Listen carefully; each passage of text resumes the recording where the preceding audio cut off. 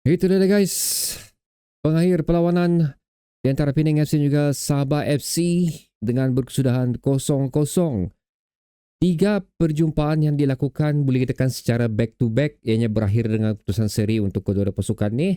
Aku rasa membuatkan memang layak lah Penang tanggal ke-9, Sabah tanggal ke-10. Pasal jumlah seri yang mereka kutip tu memang cukup konsisten lah. Dan apa yang menarik aku lagi perhatian ni adalah kita ada pelakon yang telah memenangi Oscar juga.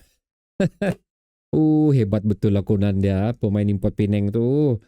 Tapi walau macam mana pun, Jaffrey sebenarnya, aku mulakan dengan tu dulu lah. Jaffrey sebenarnya tidak perlu bertindak sedemikian lah. Aku faham dia punya pressure, tekanan dia perlawanan tu. Dan apa yang telah dilakukan oleh pemain tersebut pun sebenarnya satu tindakan yang agak salah juga. Pasal bola sudah keluar, Jaffrey sudah keluar, tiba-tiba dia buat body contact pula dengan Jaffrey. So aku rasa aku faham lah kenapa Jaffrey bertindak sedemikian. So geram lah mungkin tu. Tapi ini adalah uh, orang lumrah bola sepak di mana pemain-pemain dari mana-mana pasukan pun sentiasa akan memberi pressure kepada pihak lawan agar mereka macam menerima tekanan lah. Dan itulah hasil dah. Apabila bilang orang sudah sampai satu tahap tidak boleh mengawal emosi, membuat kesilapan dan akibatnya dilayangkan kad merah.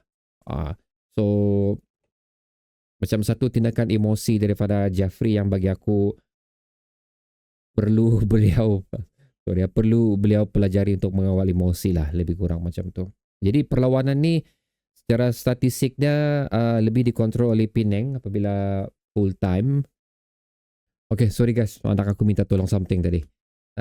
Aku tadi bercerita mengenai pengawalan bola lebih dimiliki oleh Penang dalam perlawanan ni, lebih kurang 50% lebih, selebihnya Sabah FC lah. Tapi dari segi percubaan, aku tengok macam 6 untuk Sabah, 5 Penang kah gitu. Dan shot on target 1 untuk Sabah. Itu saja yang ada di dalam perlawanan ni. Um, Kenapa ianya boleh terjadi?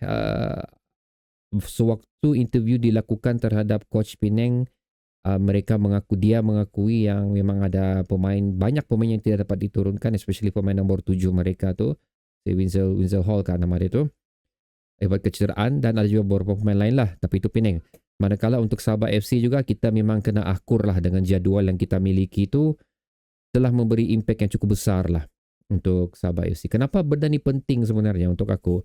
Pasal kita tahu keupayaan pasukan kita macam mana. Memang bukan lagi tim yang berada di tangga kelompok kelima, bukan lagi tim yang mengemudi di mid table. Kita adalah tim yang setakat ni berdasarkan persembahan selepas melalui beberapa fasa pertukaran adalah tim yang memang selayaknya berada di tangga ke-10. Lebih kurang macam tu. So, persembahan maksudnya kurang bagus lah. Okay, untuk menyaingi pasukan yang berada di sekitar. Dikenakan lagi dengan tempo jadual yang cukup ketat di antara satu perlawanan ni pun telah memberi impact yang cukup besar di mana kita tidak boleh konsisten menurunkan starting 11 kita yang terbaik. Even sewaktu menentang Melaka dan juga Penang ni pun ada beberapa pertukaran yang perlu dilakukan lah bagi memastikan siapa yang berada atas padang tu cukup fit dan siapa yang perlu direhatkan untuk perlawanan yang di antara congakan yang perlu dilakukan lah di antara perlawanan menentang Melaka dan juga perlawanan menentang Penang yang baru berlaku seperti tadi. Of course aku menganggarkan perlawanan ini kita akan kalah pasal aku memerhatikan dari segi persembahan Sabah FC saja. Aku tidak melihat pun apa yang persiapan dilakukan oleh Penang dan aku cuma menganggarkan Penang akan menurunkan kesebelasan yang terbaik lah. That's why aku merasakan kedepannya lebih kepada Penang. Dan perlawanan ini berakhir dengan seri.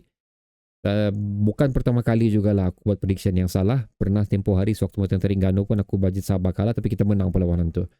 So 0-0 away melawan menentang Penang, naib juara MFL Challenge Cup dengan apa yang kita miliki di atas padang sebentar tadi, aku rasa itu adalah merupakan satu result yang cukup bagus lah untuk Sabah FC.